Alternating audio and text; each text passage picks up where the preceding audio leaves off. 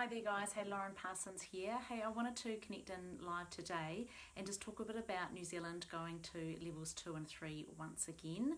I, like many of you, received the bleeping phone on Saturday night, and it was really unsettling. You know, again, at a visceral level, when we face uncertainty, it hits us, and especially that bleeping sound makes us think, oh no, what is it this time?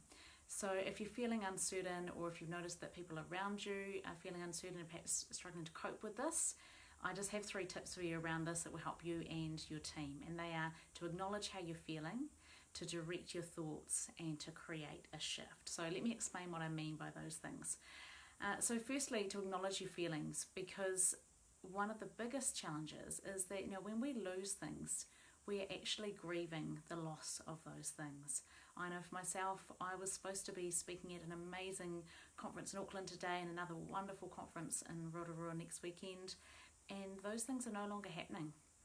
One's postponed, one is cancelled altogether, and I had to really stop and think about it because it actually made me really sad on the weekend and also uncertain, thinking, is it going to be cancelled? Is there going to be a way around it?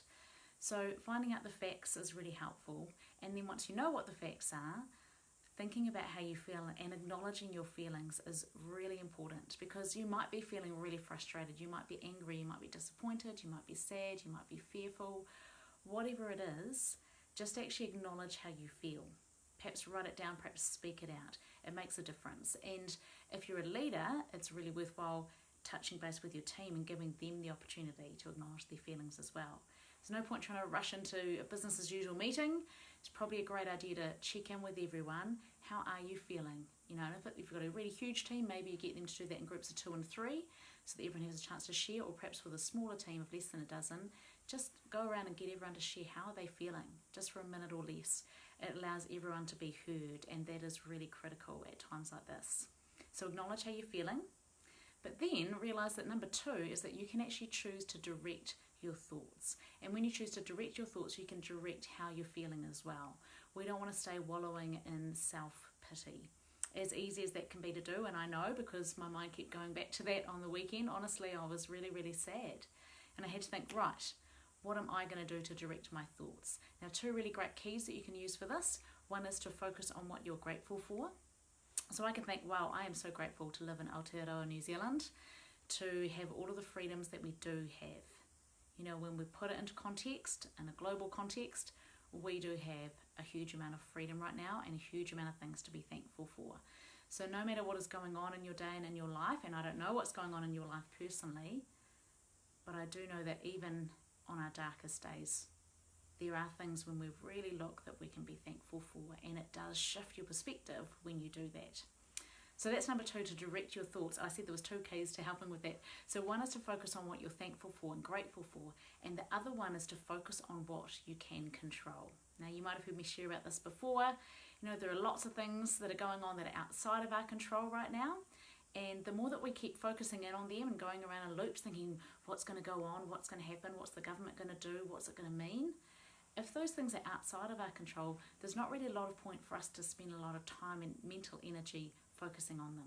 So take a piece of paper, draw a big circle, write down all the things outside of your control. Things like the weather, when the vaccine arrives, what decisions the government makes, what decisions your employer makes. And then think about what's within your control. And when you really think about it, you'll realize there are a lot of things that are in your control, such as what you choose to do in the moment.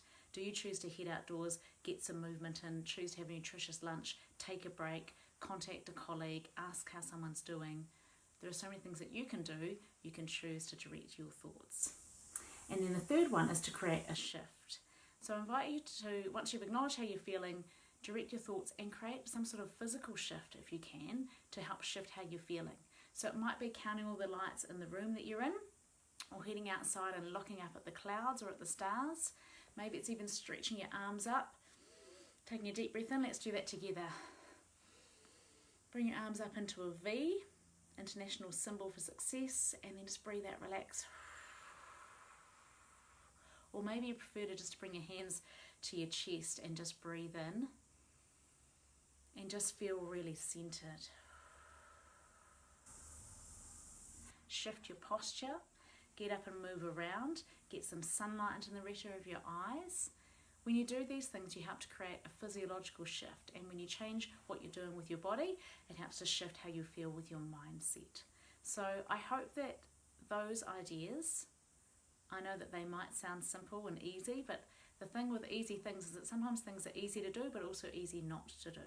So I encourage you, if you haven't already, take a few moments to acknowledge how you're feeling and ask others to do so as well. Choose to direct your thoughts by focusing on what you're grateful for and focusing on what you can control, and create a shift. See if you can create some sort of physical shift. Change your posture, get your heart rate up, go and take the stairs, get outdoors, move, and see how that can shift how you're feeling as well.